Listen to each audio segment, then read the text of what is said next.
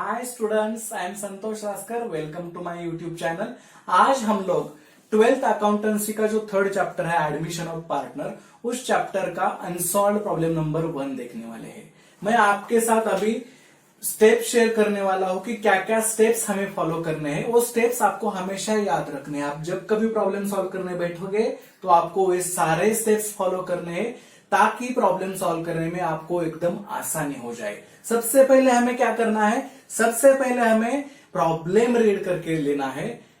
Problem में क्या क्या दिया गया है वो सब इंफॉर्मेशन हमें डिटेल में रीड करना है। चलो तो मैं आपको प्रॉब्लम रीड करके दिखाता हूं। Problem number 1, Vikram and Pragya share profits and losses in the ratio 2:3 respectively. Their balance sheet as on 31st March 2018 was as under. Vikram और प्रज्ञा का बैलेंस शीट दिया गया है और वो प्रॉफिट और लॉसेस कैसे शेयर कर रहे हैं? 2:3।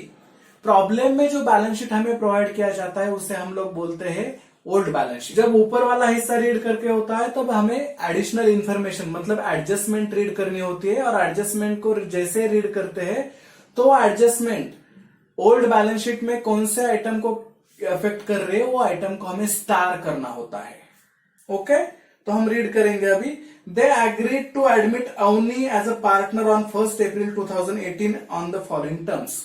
अब क्या कर रहे हैं? विक्रम और प्रज्ञा अवनी को एज अ पार्टनर ले रहे हैं, इंडक्ट कर रहे हैं, एडमिट कर रहे हैं। कब कर रहे हैं? 1st April 2018 से कर रहे हैं। कौन से टर्म्स पे वो कर रहे हैं वो अभी उन्होंने दिया है। Avani shall have 1/4 share in future profit. Avani का शेयर क्या होगा प्रॉफिट में? 1/4 share. She will share 1/4 future profits. Second adjustment में थोड़ा करेक्शन है, यहां पे ही और हिज आया है। अवनी बीइंग गर्ल हमें क्या करना है? शी और हर यूज करना है। तो आई विल रीड इट।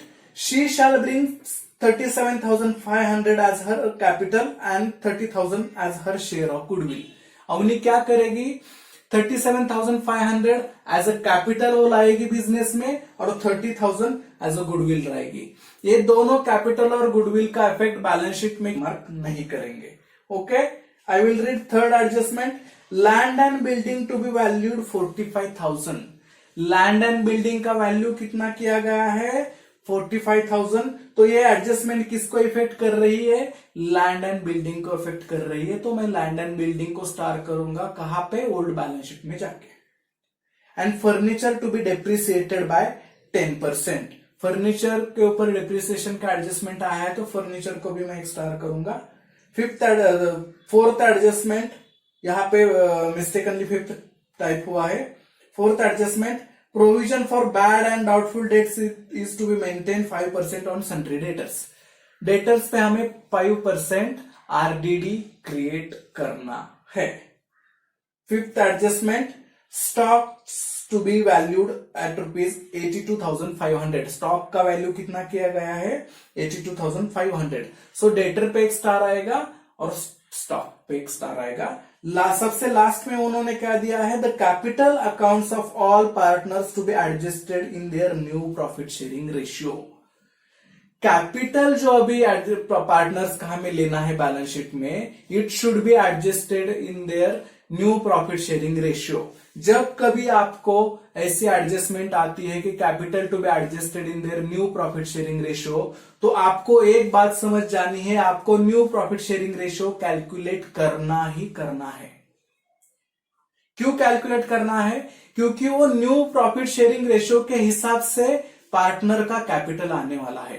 तो सेपरेटली आपको कहां पे भी दिया नहीं जाएगा कि you should calculate new profit sharing ratio. जैसे एडजस्टमेंट आता है कि capital accounts of all partner to be adjusted in their new profit sharing ratio, मतलब हमें नया प्रॉफिट शेयरिंग रेशियो निकालना है और उसके हिसाब से पार्टनर का कैपिटल एडजस्ट करना है। आगे क्या बोल रहे हो? And excess amount to be transfer to their loan account. और जो भी कैपिटल अकाउंट में एक्सेस अमाउंट होगा वो कहां पे ट्रांसफर करना है? वो लोन अकाउंट में ट्रांसफर करना है। ओके, सो ये लास्ट वाली जो एडजस्टमेंट है वो उसके ऊपर हमें ज्यादा ध्यान देना है। That is the only adjustment कि वो थोड़ा डिफिकल्टी क्रिएट कर सकती है, बाकी तो सब कुछ इजी है। सो प्रॉब्लम रीड करके हो गया, स्टार करके हो गए। अभी हमें क्या करना है? अभी फॉर्मेट तैयार करने हैं। फॉर्मेट तैयार करते वक्त हमें क्या करना पड़ता है, हम तैयार करते हैं रिवैल्यूएशन अकाउंट या profit and loss adjustment account. नाम अलग अलग है, अकाउंट एक ही है, बस नाम दो है। कभी उसे रिवैल्यूएशन बोला जाता है, कभी वो प्रॉफिट एंड लॉस एडजस्टमेंट हो जाता है।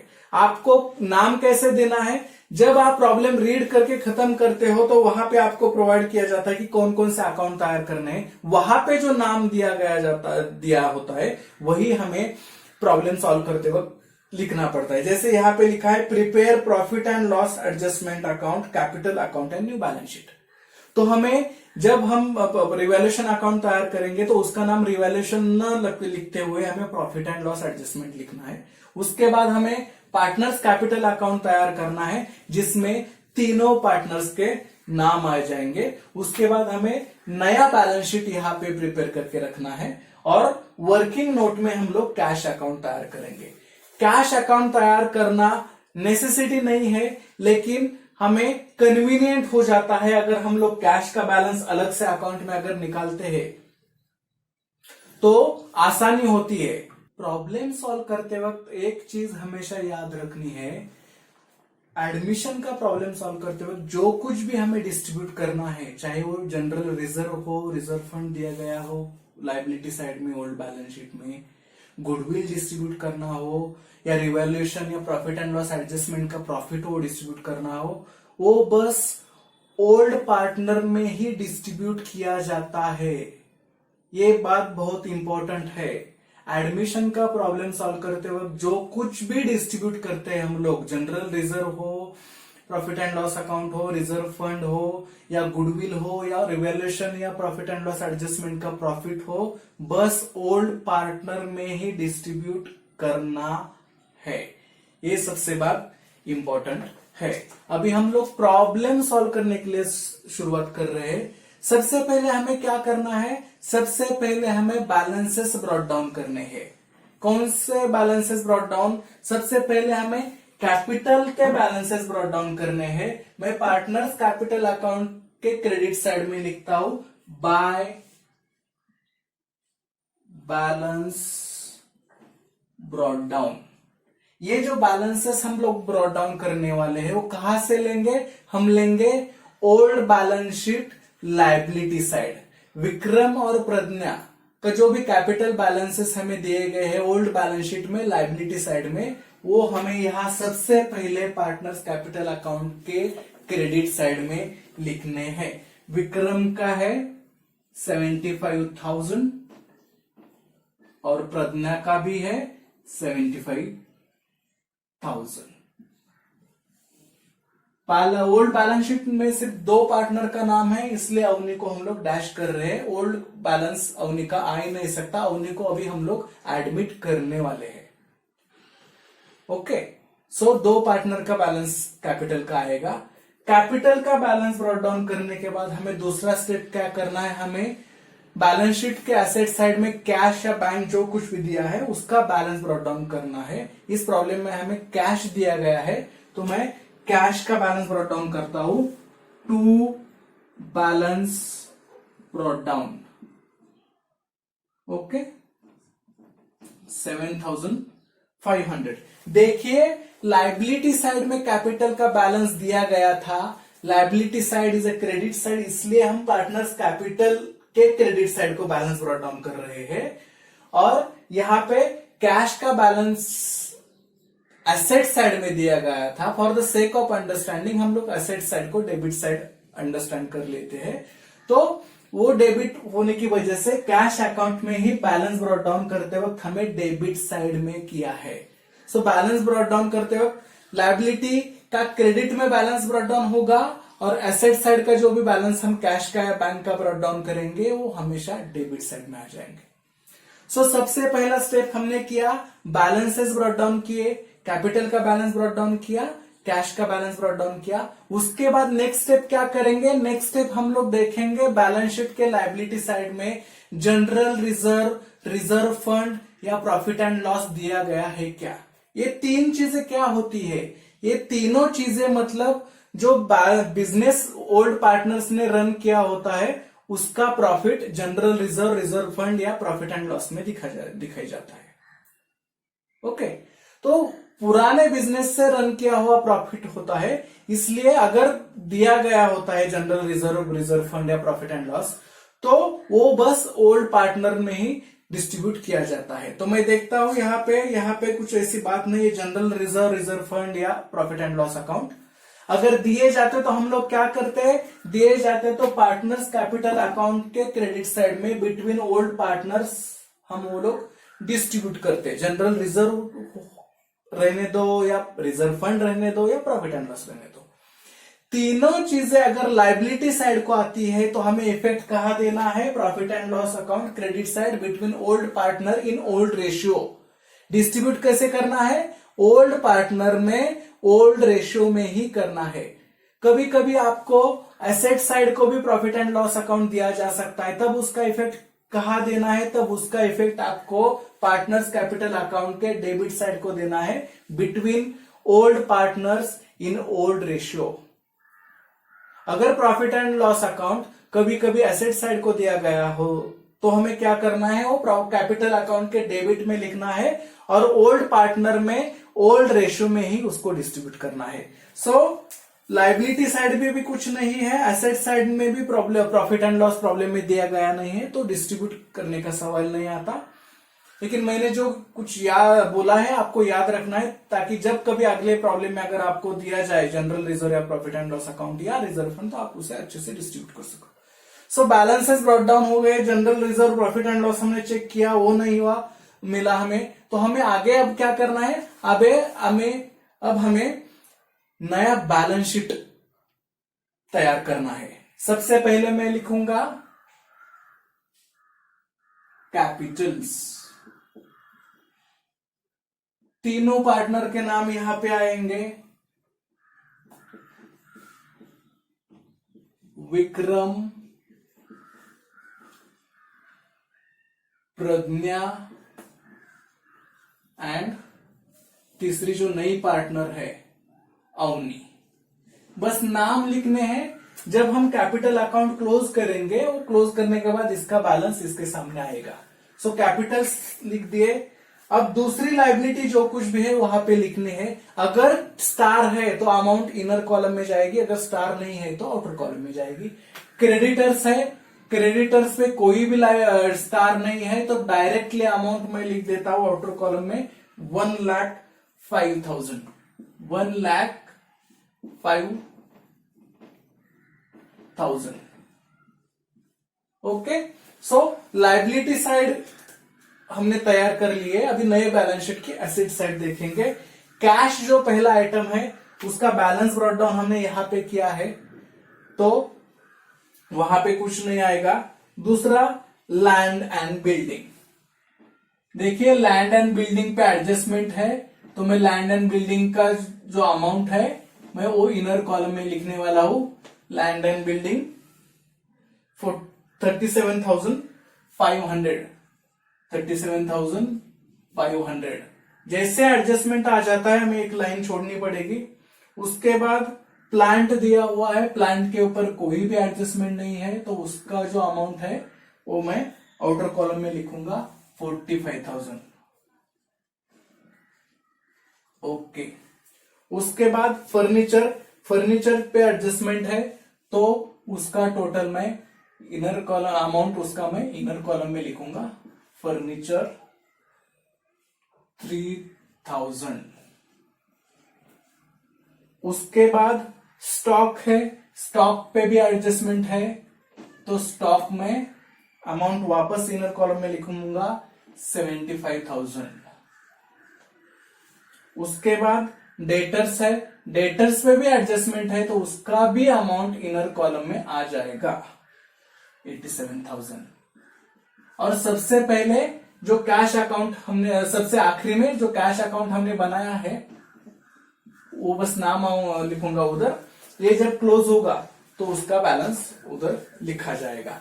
तो अब तक हमने क्या किया है, अब तक हमने बस बैलेंस शीट में, ओल्ड बैलेंस शीट में जो कुछ भी इंफॉर्मेशन दिया गया था वो लिखा है। इसीलिए जो कुछ भी लिखा है उसका एक ही इफेक्ट गया है। जो रूल फाइनल अकाउंट में अप्लाई होता है वही रूल इधर आ जाता है। जब हम बैलेंस शीट में से कोई भी इफेक्ट देते हैं तो हमें बस एक इफेक्ट देना है। एडजस्टमेंट के जब हम इफेक्ट देने शुरू कर देंगे तो हमें दो इफेक्ट देने हैं। Okay, so old balance sheet में ये सारी इंफॉर्मेशन हमने निकाली और यहां पे लिखी, तो उसका एक ही इफेक्ट जाएगा। ओके, अब एडजस्टमेंट शुरू करते हैं। सबसे पहले एडजस्टमेंट है Avani shall have 1/4 share in future profits. Avani का शेयर दिया गया है, इसका कुछ इफेक्ट तो जाएगा नहीं। अवनी को एज अ पार्टनर लेने के बाद उसका फ्यूचर प्रॉफिट्स में कितना हिस्सा होगा, तो 1/4 उसका शेयर होगा, ये इन्होंने बताया है, इसका कुछ इफेक्ट जाता नहीं। दूसरा, she shall bring 37,500 as her capital. Avani कितना कैपिटल लेके आ रही है, 37,500। जब भी पार्टनर कैपिटल लेके आता है उसके दो इफेक्ट जाते हैं। अभी हम एडजस्टमेंट देख रहे हैं तो हर एक चीज का दो इफेक्ट जाएगा। जब नया पार्टनर कैश लेके आता है एज ए कैपिटल तो उसके दो इफेक्ट जाते हैं। पहला, कैश अकाउंट के डेबिट साइड को, दूसरा पार्टनर्स कैपिटल अकाउंट के क्रेडिट साइड को। नया पार्टनर कैश लेके आ रहा है तो कैश अकाउंट के डेबिट साइड पे मैं लिखूंगा to Avani capital account. Avani as a capital cash लेके आ रही है तो कैश अकाउंट के डेबिट में मैंने अवनी का नाम लिख दिया और जितना वो कैपिटल ला रही है मैं उसका इफेक्ट यहां पे देता हूं 37,500। ओके, कैपिटल का पहला इफेक्ट कैश या बैंक अकाउंट के डेबिट साइड को जाता है, जो भी आपको बैलेंस शीट में प्रोवाइड किया गया हो। दूसरा इफेक्ट हमें देना होता है कैपिटल अकाउंट के क्रेडिट साइड को बाय कैश अकाउंट। और इफेक्ट कौन पैसे लेके आ रहा है, अवनी लेके आ रहे हैं तो मैं इफेक्ट अवनी को दूंगा। ओके, सो जब भी पार्टनर कैपिटल लेके आता है उसके दो इफेक्ट जाते हैं। एक, कैश या बैंक अकाउंट आपने तैयार किया होगा उसके डेबिट साइड को, और दूसरा पार्टनर्स कैपिटल अकाउंट में क्रेडिट साइड को। अवनी के नाम के आगे वो अमाउंट लिखी जाएगी और जो अकाउंट यूज होगा, जो हमने इधर प्रिपेयर किया होगा, कैश प्रिपेयर किया है हमने तो इधर कैश आया है। अगर हम लोग इधर बैंक तैयार करते तो इधर हमें बैंक अकाउंट लिखना पड़ता। तो ये आप नोट कर लीजिए, कैश अकाउंट तैयार किया होगा तो कैश लिखना पड़ेगा, बैंक अकाउंट तैयार करते हो तो आपको बैंक लिखना पड़ेगा। ओके, सो पार्टनर जब नया कैपिटल लेके आता है तो उसके दो इफेक्ट जाते हैं, कैश या बैंक अकाउंट के डेबिट साइड को, दूसरा इफेक्ट जाता है पार्टनर्स कैपिटल अकाउंट के क्रेडिट साइड को। जो पार्टनर नया आता है उसके नाम के सामने वो अमाउंट हमें लिखना है। दूसरा, ₹30,000 as her share of goodwill. वो कैपिटल ही नहीं खाली लेके आई, वो गुडविल भी लेके आई है। सो गुडविल का आप जब भी एडजस्टमेंट करोगे आपको खुद को 3 सवाल पूछने हैं और 3 सवालों का जवाब लेके ही आपको एडजस्टमेंट का पोस्टिंग करना है, तब तक नहीं। सबसे पहला सवाल, गुडविल कैसे आया है, कैश बैंक में आया है या बुक में रेज किया गया है। ऐसा क्यों, अगर कैश या बैंक में आता है तो अलग ट्रीटमेंट होता है उसका, और बुक में रेज किया है तो अलग ट्रीटमेंट होता है। तो पहला सवाल हमें पूछना है कैसे आया है, उसके दो आंसर होंगे, आइदर कैश और बुक में रेज किया हुआ है। तो अभी प्रेजेंट प्रॉब्लम में अवनी कैश में गुडविल लेके आई है तो हम लोग बोलेंगे कि अवनी गुडविल कैश में लेके आई है। दूसरा सवाल, कितना लेके आई है। कभी कभी क्या हो जाता है ना, प्रॉब्लम में टोटल फर्म का गुडविल दिया जाता है और आगे बोला जाता है कि new partner will bring goodwill equal to his और हर शेयर ओनली। पूरे फर्म का गुडविल दिया जाता है और आगे बोला जाता है कि न्यू पार्टनर, नया जो पार्टनर है वो उसके हिस्से का, उसका जो प्रॉफिट शेयर है उतना ही गुडविल लेके आएगा। तो हमें डिसाइड करना है पूरा गुडविल लिखना है या उसके शेयर इतना गुडविल लिखना है। वो डिसाइड करने के बाद हमें आंसर मिल जाएगा कि पार्टनर कितना गुडविल लेके आया है। ओके, तो इस प्रॉब्लम में हमें बोला गया है कि Avani will bring 30,000 as her share of goodwill. Avani 30,000 लेके आ रहे हैं तो अमाउंट भी हमें पता चल गया। तीसरा सवाल, कैसे डिस्ट्रीब्यूट करना है, क्योंकि गुडविल 2 रेशियो में डिस्ट्रीब्यूट किया जाता है, old ratio and sacrifice ratio. आप बोलोगे कि सर हमें तो सिखाया गया है कि goodwill should be distributed in sacrifice ratio. Exactly. Problem क्या होता है, बहुत बार ओल्ड रेशियो और सैक्रिफाइस रेशियो एक ही आता है, इसलिए मैं आपको सजेस्ट करूंगा कि बार बार सैक्रिफाइस रेशियो कैलकुलेट करने की जरूरत है ही नहीं। As per text book information हर बार गुडविल सैक्रिफाइस रेशियो में ही डिस्ट्रीब्यूट करना है। लेकिन अगर आप देखोगे तो 90% sacrifice ratio and old ratio same ही आते हैं। इसीलिए मैंने आपको यहां पे बोला कि आपको डिसाइड करना है गुडविल कैसे डिस्ट्रीब्यूट करना है, ओल्ड रेशियो में या सैक्रिफाइस रेशियो में। वो कैसे डिसाइड कर सकते हैं? ओल्ड रेशियो में डिस्ट्रीब्यूट करने के लिए कोई भी कंडीशन नहीं है, लेकिन अगर हमें सैक्रिफाइस रेशियो में गुडविल डिस्ट्रीब्यूट करना है तो दो कंडीशंस मीट होना जरूरी है। कौन से दो कंडीशंस है? एक, जो नया पार्टनर आ रहा है उसने गुडविल कैश या बैंक में ही लाना चाहिए, पहला कंडीशन। जो नया पार्टनर आ रहा है उसने गुडविल कैश में या बैंक में ही लाना चाहिए, बुक में रेज नहीं किया होना चाहिए। सो पहला कंडीशन है partner should be bring goodwill in cash और बैंक ओनली। और दूसरा कंडीशन, प्रॉब्लम में नया प्रॉफिट शेयरिंग रेशियो कैलकुलेट करके दिया होना चाहिए। जैसे हम एक एडजस्टमेंट रीड करते हैं, उसमें एडजस्टमेंट एक और होना चाहिए कि new profit sharing will be this. ऐसे अगर नया प्रॉफिट शेयरिंग रेशियो आपको कैलकुलेट करके दिया हुआ है और पार्टनर कैश में गुडविल लेके आया है, ये दोनों क्राइटेरिया, ये दोनों कंडीशंस अगर मैच होते हैं तभी आपको सैक्रिफाइस रेशियो से गुडविल डिस्ट्रीब्यूट करना है, अदरवाइज आपको ओल्ड रेशियो से ही गुडविल डिस्ट्रीब्यूट करना है। प्रेजेंट प्रॉब्लम की हम बात करते हैं। जैसे ही गुडविल का एडजस्टमेंट आता है, हमें 3 सवाल पूछने हैं। गुडविल कैसे आया? कैश में आया या बुक में रेज किया गया? कैश में आया। दूसरा सवाल, कितना आया? टोटल फर्म का दिया गया हुआ है उतना आया या नया पार्टनर उसके शेयर इतना ही गुडविल लेके आया? तो यहां पे तो गुडविल कैलकुलेट करके दिया गया है कि Avani will bring 30,000 as goodwill, तो 30,000 आया। तीसरा सवाल, कैसे डिस्ट्रीब्यूट करना है? ओल्ड रेशियो या सैक्रिफाइस रेशियो? ओल्ड रेशियो के लिए फॉर्मूला नहीं है, कंडीशन नहीं है, लेकिन हम लोग देखेंगे सैक्रिफाइस रेशियो के कंडीशन फुलफिल हो रहे हैं क्या। अगर सैक्रिफाइस रेशियो की कंडीशन फुलफिल हो रहे हैं तो सैक्रिफाइस में डिस्ट्रीब्यूट करेंगे, अगर कंडीशन नहीं फुलफिल हो रहे तो ओल्ड में डिस्ट्रीब्यूट करेंगे। सैक्रिफाइस रेशियो के कैलकुलेट करने के लिए क्या कंडीशन है? पहला कंडीशन है नया पार्टनर गुडविल कैश में लेके आए, और दूसरा कंडीशन है नया प्रॉफिट शेयरिंग रेशियो कैलकुलेट करके देना चाहिए।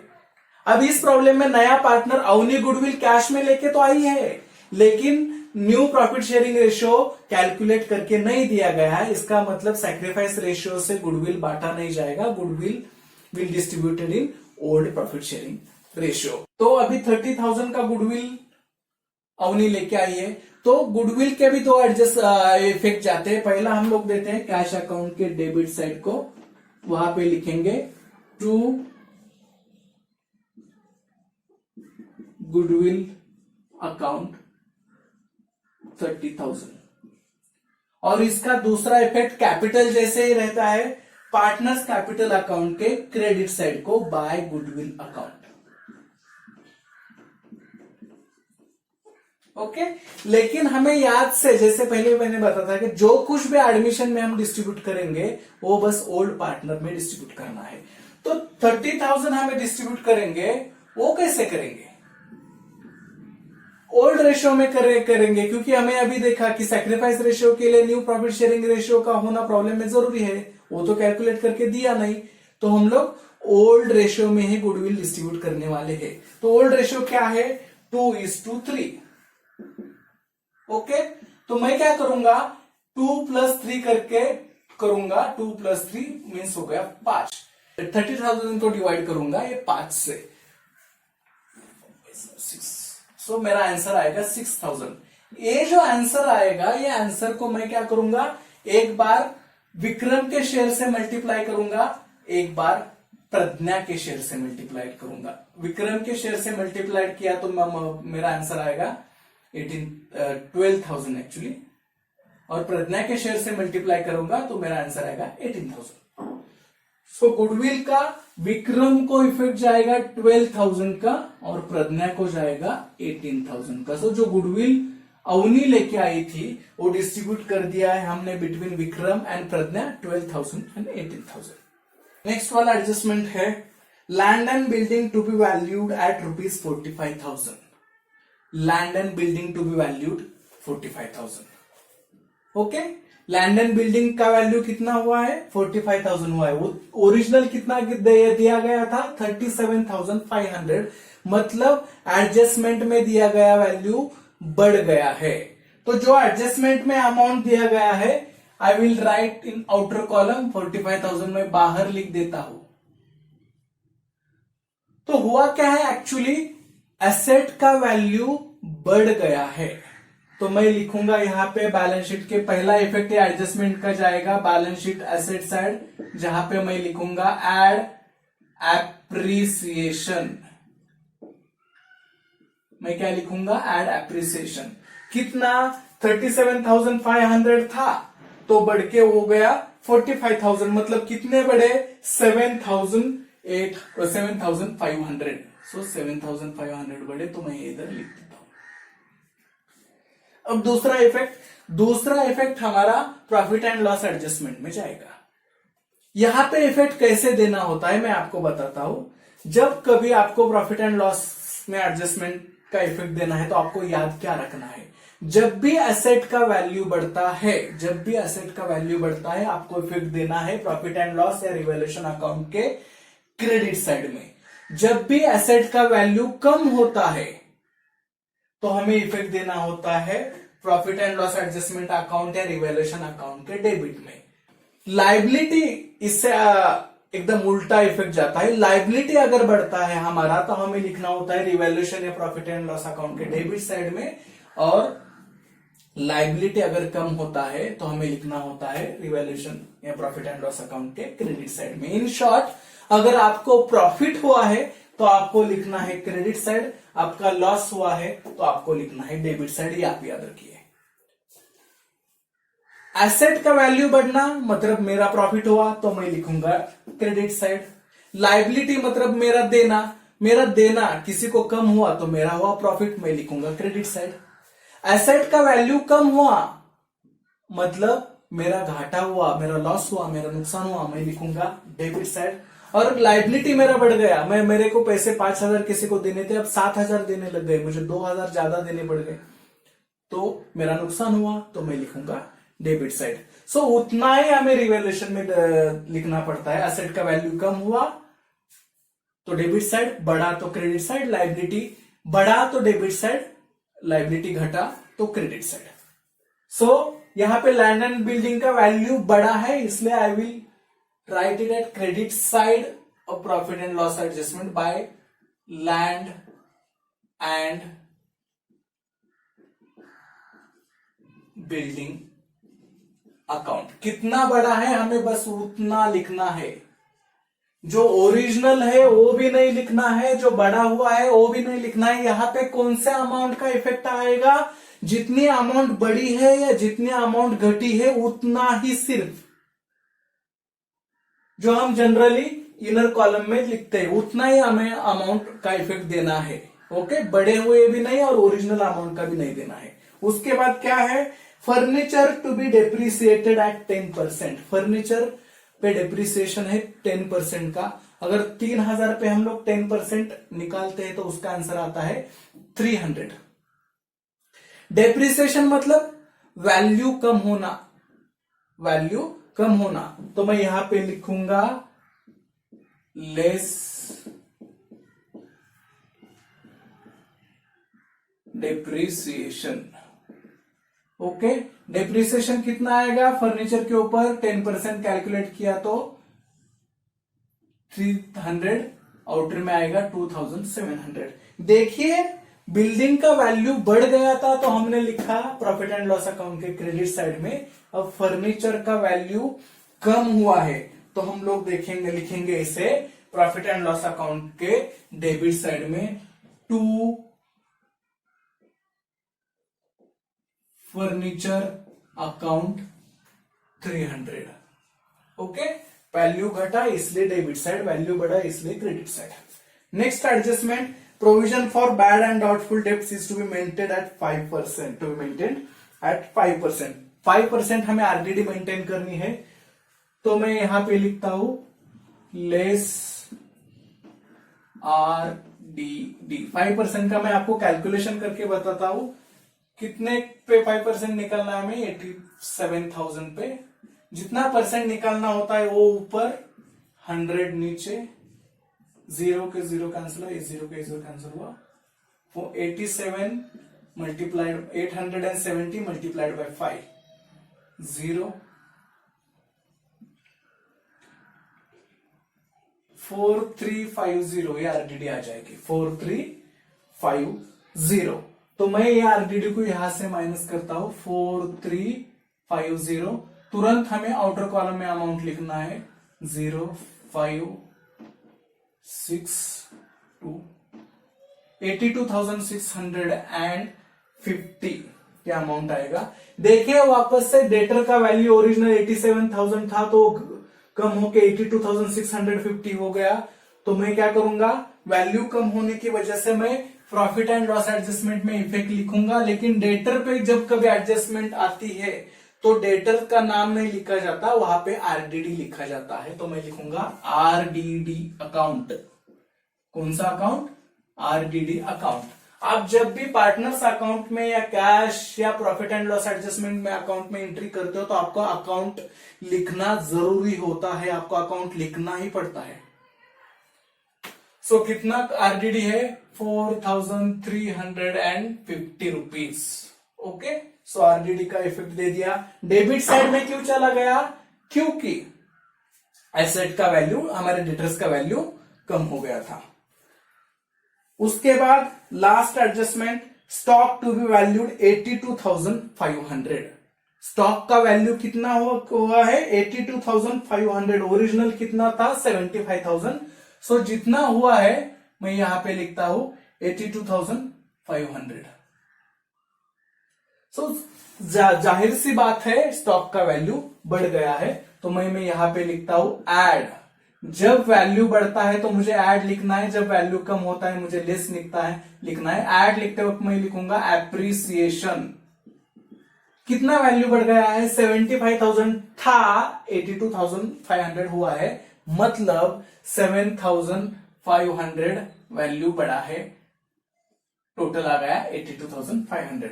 वैल्यू बढ़ा है, एसेट का वैल्यू बढ़ा है, तो ऑब्वियसली इफेक्ट आएगा प्रॉफिट एंड लॉस अकाउंट के क्रेडिट साइड पे। बाय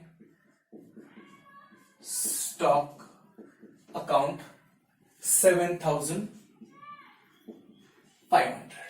ओके, सो ये सारे एडजस्टमेंट करके हुए हैं। अभी लास्ट वाला एडजस्टमेंट बचा है, the capital account of all partners to be adjusted. हम क्या करेंगे, रिवैल्यूएशन का प्रॉफिट निकालेंगे और कैपिटल अकाउंट को ट्रांसफर करेंगे, उसके बाद हम लोग नया प्रॉफिट शेयरिंग रेशियो निकालने वाले हैं। तो मैं profit and loss adjustment close करके लेता हूं। हमें क्या किया है, हमें अभी देखना है कौन से साइड का टोटल बड़ा है। ऑब्वियसली क्रेडिट साइड का टोटल बड़ा दिख रहा है, तो मैं क्रेडिट साइड का टोटल नीचे लिख देता हूं 15,000। क्रेडिट का कितना टोटल है 15,000। जो टोटल बड़ा होता है लेजर में वो दोनों साइड लिखा जाता है, मैं डेबिट को भी लिख देता हूं 15,000। अब ये टोटल में से हमें क्या करना है, ऊपर वाला हिस्सा माइनस कर देना है। सो हमें क्या माइनस करना है, 15,000 में से 4,650 माइनस करने हैं।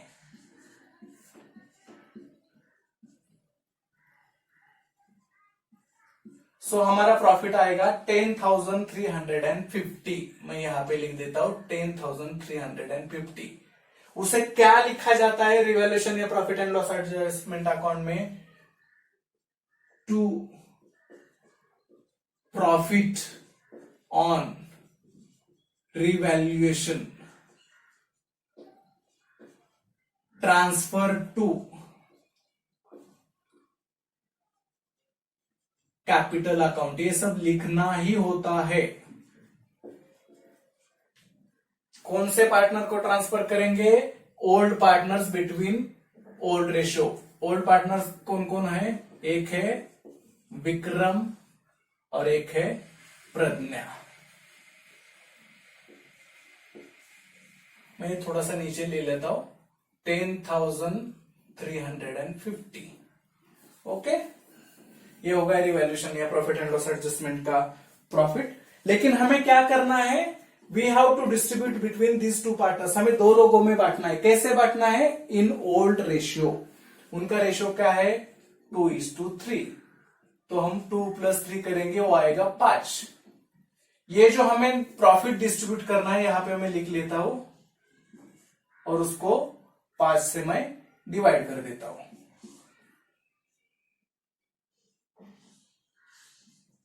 मेरा आंसर आएगा 2070। सो मैं 2070 को विक्रम के शेयर से मल्टीप्लाइड कर देता हूं। विक्रम का शेयर है 2, तो ये आएगा 4140। और मैं अब 2070 मल्टीप्लाइड बाय प्रज्ञा शेयर, वो आएगा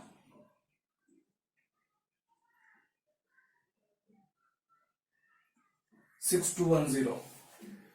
ओके, सो मैं यहां पे लिख देता हूं, विक्रम के है 4140 और 6210। कैसे कैलकुलेशन किया है आप देख लीजिए, वेरी सिंपल। जब कभी रिवैल्यूएशन में या प्रॉफिट एंड लॉस एडजस्टमेंट के अकाउंट में प्रॉफिट आता है तो हमें दूसरा इफेक्ट क्रेडिट साइड में देना होता है, और लॉस आता है तो दूसरा इफेक्ट डेबिट साइड में। आपको याद क्या रखना है? डेंजर वाला साइन, डेंजर क्रॉस में इफेक्ट जाता है। प्रॉफिट आया तो क्रेडिट में जाएगा, लॉस आया तो डेबिट में जाएगा। मैं यहां पे लिखूंगा by profit and loss adjustment account. Okay,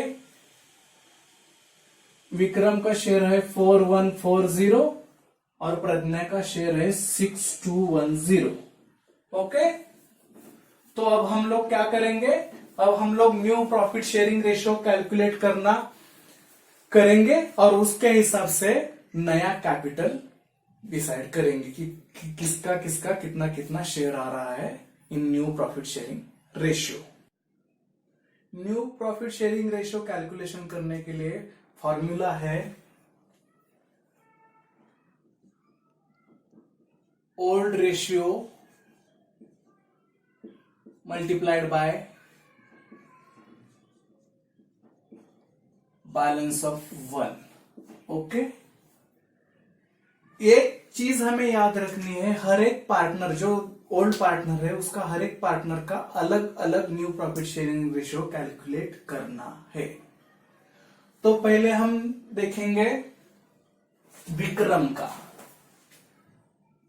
सो विक्रम का ओल्ड रेशियो क्या था? विक्रम का शेयर था 2, तो मैं वो ऊपर लिखूंगा और नीचे आएगा विक्रम और प्रज्ञा की शेयर का टोटल मींस 2 + 3 मींस 5। ये विक्रम का ओल्ड रेशियो बन गया 2/5 multiplied by balance of 1। Balance of 1 निकालने के लिए एक अलग से फॉर्मूला है, लेकिन मैं आपको एक ट्रिक बताता हूं। जो जब कभी आपको बैलेंस ऑफ 1 निकालना है तो आप ये ट्रिक यूज कर सकते हो। आपको क्या करना है, जो इनकमिंग या नया पार्टनर का शेयर दिया गया होता है वो हमेशा ऐसा रहता है जैसे प्रेजेंट प्रॉब्लम में दिया गया है अवनी का शेयर 1/4। सो आपको क्या करना होता है, आपको हमेशा डिनोमिनेटर में से न्यूमरेटर को माइनस करना होता है। डिनोमिनेटर में से न्यूमरेटर को माइनस करना होता है और वो न्यूमरेटर में हमें एज ए न्यूमरेटर लिखना पड़ता है। अगर मैं 4 में से एक माइनस करता हूं तो मेरा आंसर आ जाएगा 3 और डिनोमिनेटर वैसा की वैसा लिखूंगा मैं 4।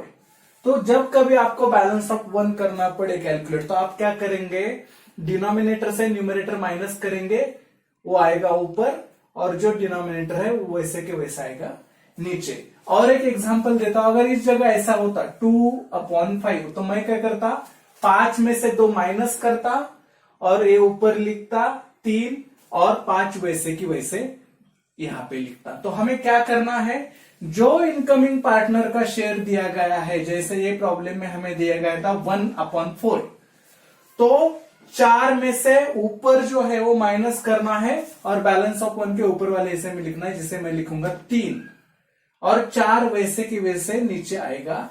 3/4 is the balance of 1। Okay, तो मैं ये सॉल्व कर देता हूं। विक्रम का न्यू रेशियो आएगा 6/20। ओके, अब मैं करूंगा प्रज्ञा का।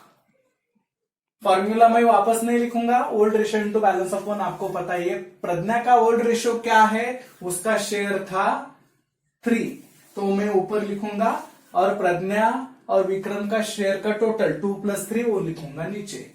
बैलेंस ऑफ 1 रिमेन सेम, तो ये आ जाएगा 4। तो मेरा प्रज्ञा का न्यू प्रॉफिट शेयरिंग होगा 9/20।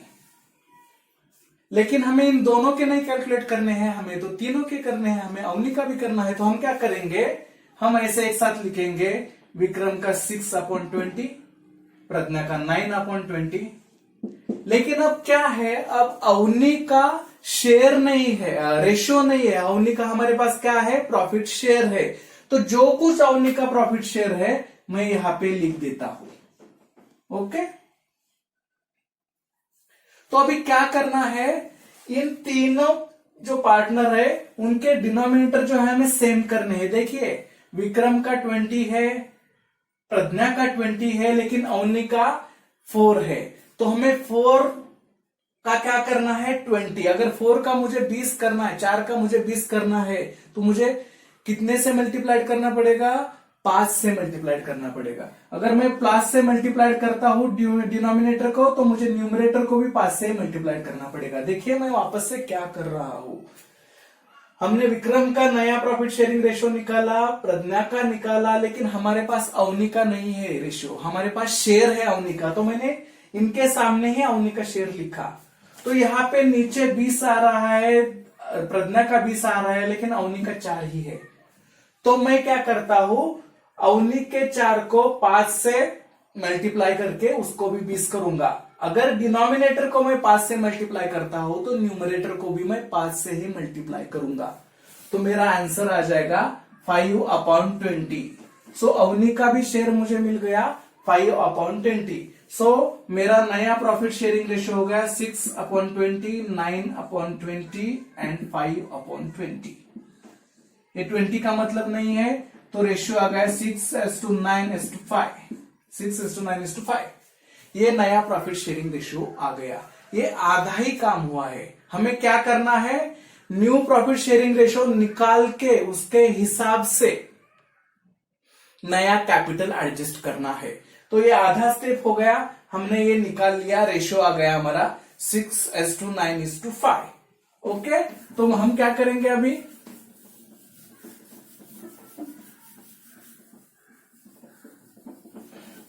अब अवनी का कैपिटल हम बेस लेंगे। ओके, क्योंकि अवनी के कैपिटल के बेस के हिसाब से ही हमें नया कैपिटल बनाना है। ओके, सो अवनी का कैपिटल कितना है, 337,500। उस अवनी के कैपिटल को हम लोग क्या करेंगे, अवनी के शेयर से ही डिवाइड करेंगे। हम लोग क्या करेंगे, अवनी के शेयर से ही डिवाइड करेंगे, तो एक शेयर का कैपिटल कितना हमें आंसर मिल जाएगा। देखिए मैं क्या कर रहा हूं, अवनी का जो कैपिटल प्रॉब्लम में प्रोवाइड किया गया है वो है 37,500, और हमने जो नया रेशियो तैयार किया है वो है 6:9:5। उसमें 5 शेयर अवनी का है। तो मैं क्या करूंगा, अवनी के कैपिटल को ही अवनी के शेयर से डिवाइड करूंगा, तो मुझे एक शेयर के लिए कैपिटल कितना है वो मिल जाएगा। सो मुझे एक शेयर का कैपिटल मिल गया 7,500। सो मुझे अब क्या करना है, अवनी का कैपिटल तो मेरे पास है, मुझे बाकी 2 लोगों के कैपिटल निकालना है विक्रम का। अब विक्रम का शेयर कितना है, 6। एक शेयर का कैपिटल कितना है, 7,500। उसको मैं विक्रम के शेयर से मल्टीप्लाई करूंगा, तो मेरा आंसर आ जाएगा 45,000। सो 45,000 विक्रम का आ गया। मैं प्रज्ञा का करता हूं अभी। एक शेयर का कैपिटल है 7,500 और प्रज्ञा का शेयर है 9, तो ये कितना आएगा 67,500। वापस अवनी का है ऑलरेडी, हमारे पास अवनी का वापस से निकालने की जरूरत नहीं, लेकिन हमने कैलकुलेशन बराबर किया या रॉन्ग हो रहा है उसके लिए हमने वापस अवनी का भी कैलकुलेट करके देखते हैं। अवनी एक शेयर का कैपिटल हमने निकाला है 7,500, अवनी का शेयर है 5।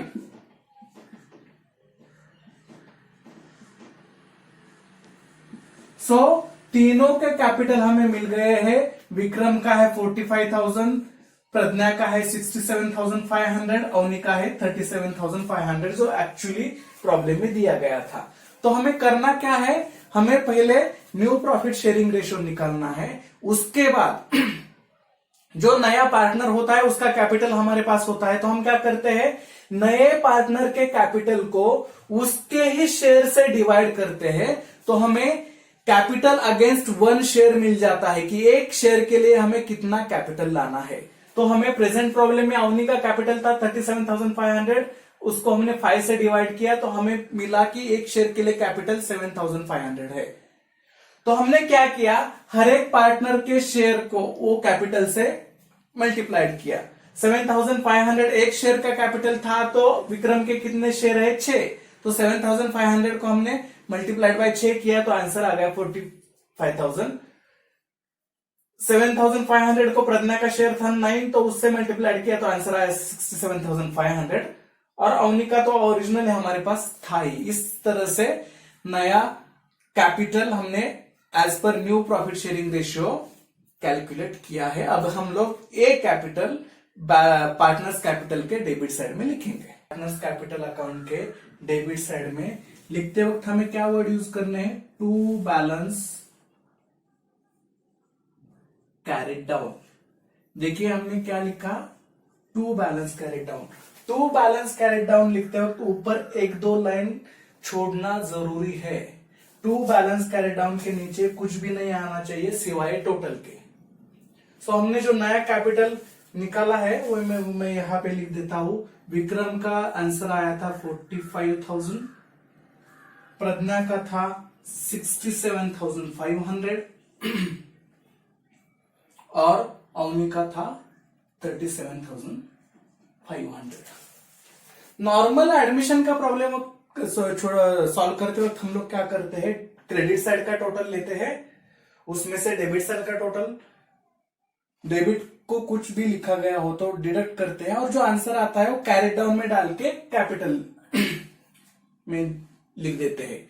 लेकिन इस प्रॉब्लम में क्या किया है, हमने capital as per new profit sharing ratio calculate किया है, तो सबसे पहले हमने कैरेट डाउन में लिख के डाला है। तो कैपिटल तो हमारा फाइनल हुआ, लेकिन अभी पार्टनर्स कैपिटल अकाउंट क्लोज नहीं हुआ। अगर क्लोज करने के बाद बैलेंस आएगा तो क्या वर्ड यूज करेंगे, हमें 3 वर्ड यूज करने होते हैं। कैश अकाउंट हम कर सकते हैं, करंट अकाउंट कर सकते हैं, लोन अकाउंट कर सकते हैं। इट्स डिपेंड प्रॉब्लम में किसमें कौन सा वर्ड यूज करने को बोला है, कौन से अकाउंट में एडजस्ट करने को बोला है, उसके ऊपर डिपेंड रहता है। मैं पढ़ता हूं वापस एक बार। Excess amount to be transfer to their loan accounts. हमारे इस प्रॉब्लम में किस अकाउंट में एडजस्ट करने को बोला है, कैपिटल अकाउंट का जो भी अभी एक्सेस अमाउंट आने वाला है वो हमें लोन अकाउंट में एडजस्ट करना है। तो जो भी डेबिट साइड को टोटल कम आएगा उसको मैं वर्ड यूज करूंगा टू लोन अकाउंट। मैं वापस एक बार रिपीट करता हूं। कभी लोन अकाउंट आ सकता है, कभी करंट आ सकता है, कभी कैश आ सकता है। प्रोसेस सेम ही होगी, अभी जैसे कैलकुलेट किया वैसे ही कैपिटल कैलकुलेट करेंगे as per new profit sharing ratio. लिखेंगे भी इधर टू बैलेंस कैरेट डाउन में, अकाउंट सेम ही क्लोज करेंगे, लेकिन वर्ड खाली चेंज हो जाएगा। ओके, तो मैं अब पार्टनर्स कैपिटल अकाउंट क्लोज कर देता हूं। अकाउंट क्लोज करते वक्त आपको हमेशा ध्यान रखना है, ऊपर एक लाइन, नीचे 2 लाइन।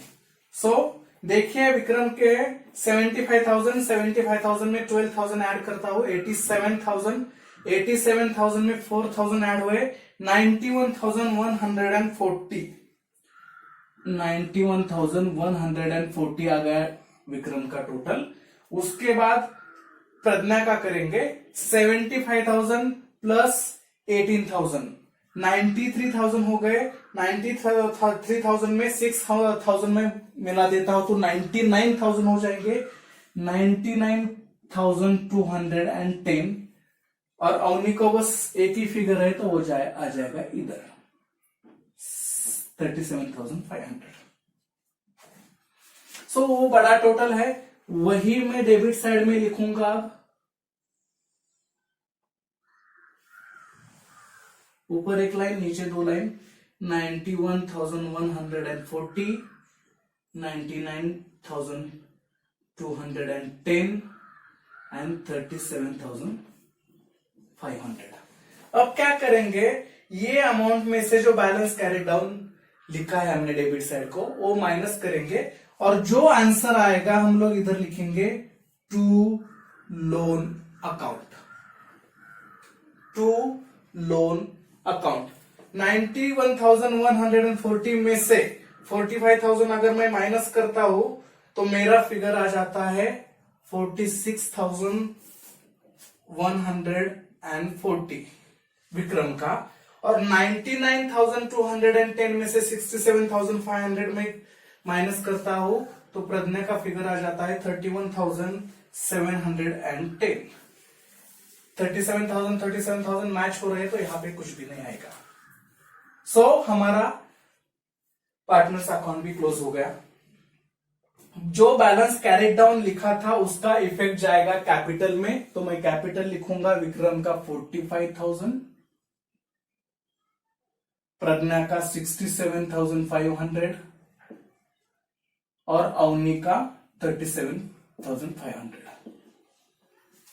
और जो लोन अकाउंट है उसका भी इफेक्ट जाएगा बैलेंस शीट के लायबिलिटी साइड में, विक्रम और प्रज्ञा। ओके, विक्रम का 46,140, 31,710। आपको एक याद रखना है, जब भी पार्टनर्स कैपिटल के डेबिट साइड में इफेक्ट जाएगा तो उसका दूसरा इफेक्ट लायबिलिटी साइड में जाएगा। अगर यही बात मैं इधर लिखता बाय लोन अकाउंट तो कहां पे जाता हो, पार्टनर्स कैपिटल के क्रेडिट साइड में। अगर क्रेडिट साइड में एक इफेक्ट जाएगा तो दूसरा इफेक्ट जाएगा एसेट साइड में। So partners capital new profit sharing ratio में एडजस्ट करने के लिए तीन तरह से बताया जाता है, कैश अकाउंट, लोन अकाउंट और करंट अकाउंट।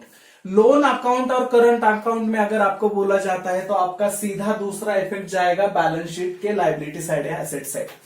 ओके, अगर कैश अकाउंट में आपको बोला जाता है कि partners capital should be adjusted through cash account, तो आपको दूसरा इफेक्ट दिया जाता है कैश अकाउंट में। या आप याद रखिए, अगर लोन और करंट अकाउंट में एडजस्ट करने को बोला जाता है तो दूसरा इफेक्ट सीधा बैलेंस शीट में जाता है। कैश अकाउंट में अगर एडजस्ट करने को बोला जाता है तो दूसरा इफेक्ट कैश अकाउंट में जाता है। तो दूसरा इफेक्ट कैसे देंगे हम लोग, अगर पार्टनर्स कैपिटल के डेबिट साइड में हमने टू लोन या टू करंट लिखा तो ये डेबिट इफेक्ट हुआ, तो दूसरा इफेक्ट जाएगा लायबिलिटी साइड में। अगर हम क्रेडिट साइड में लिखते तो ये क्रेडिट इफेक्ट था, तो दूसरा इफेक्ट जाता एसेट साइड में। सो हमने क्या किया, revaluation profit and loss adjustment account close किया, उसके बाद पार्टनर्स कैपिटल अकाउंट क्लोज किया। अब हम लोग कैश अकाउंट क्लोज करेंगे। ओके, सो कैश अकाउंट कितना है, 30 प्लस 30 60, 67,500 प्लस 568, 75,000 ये आ रहा है हमारा कैश अकाउंट का टोटल। यहां पे आएगा 75,000, ऊपर कुछ भी नहीं है तो जो कुछ भी आएगा मैं लिखूंगा बाय बैलेंस कैरी डाउन 75,000। ये जो 75,000 वाला फिगर रहता है वो हमें यहां पे लिखना होता है 75,000। अब पूरा प्रॉब्लम सॉल्व करके हो गया है, हम बैलेंस शीट टैली करेंगे। बैलेंस शीट टैली करने जाएंगे तो पूरा टोटल आ रहा है 3,32,850, 3,32,850। ओके, इस तरह से एडमिशन का प्रॉब्लम सॉल्व किया जाता है। मैं 2 मिनट में रिवाइज करता हूं वापस से। सबसे पहले कैपिटल का बैलेंस ब्रॉट डाउन करना है, उसके बाद कैश का बैलेंस ब्रॉट डाउन करना है, उसके बाद बैलेंस शीट का लायबिलिटी साइड लिखना है, उसमें कैपिटल के नाम लिखने हैं, पार्टनर्स के अमाउंट नहीं लिखना है। उसके बाद जो लायबिलिटी है जिसपे स्टार है वो उसका अमाउंट अंदर लिखा जाएगा, अगर स्टार नहीं तो आउटर कॉलम में लिखा जाएगा। सेम एप्लीकेबल टू एसेट, जिस एसेट पे एडजस्टमेंट है अमाउंट इनर कॉलम पे लिखा जाएगा और एडजस्टमेंट नहीं है तो आउटर कॉलम पे लिखा जाएगा। उसके बाद जो भी एडजस्टमेंट है वो पूरे करेंगे, कैपिटल हो, गुडविल हो, एसेट का रिवैल्यूएशन हो, वो सब। उसके बाद सबसे पहले profit and loss adjustment close किया जाएगा। क्लोज करने के बाद अगर प्रॉफिट आता है तो पार्टनर्स कैपिटल अकाउंट के क्रेडिट साइड में ट्रांसफर किया जाएगा, अगर लॉस आता है तो डेबिट साइड में ट्रांसफर किया जाएगा। फिर पार्टनर्स कैपिटल अकाउंट क्लोज किया जाएगा। पार्टनर्स कैपिटल अकाउंट क्लोज करके बैलेंस कैरिड डाउन जो निकला है वो as a capital balance sheet में लिखा जाएगा। उसके बाद कैश अकाउंट क्लोज करना है और कैश अकाउंट का बैलेंस एसेट साइड में लिखना है। इस तरह से आपको प्रॉब्लम सॉल्व करने हैं। इस प्रॉब्लम में हमने नया प्रॉफिट शेयरिंग निकलना सीखा है और उसके as per new profit sharing ratio capital भी एडजस्ट किया है थ्रू लोन अकाउंट। सो अगर आपको ये वीडियो अच्छा लगता है तो लाइक कीजिए, कमेंट कीजिए, शेयर कीजिए और सब्सक्राइब करना न भूलिए। Thank you so much.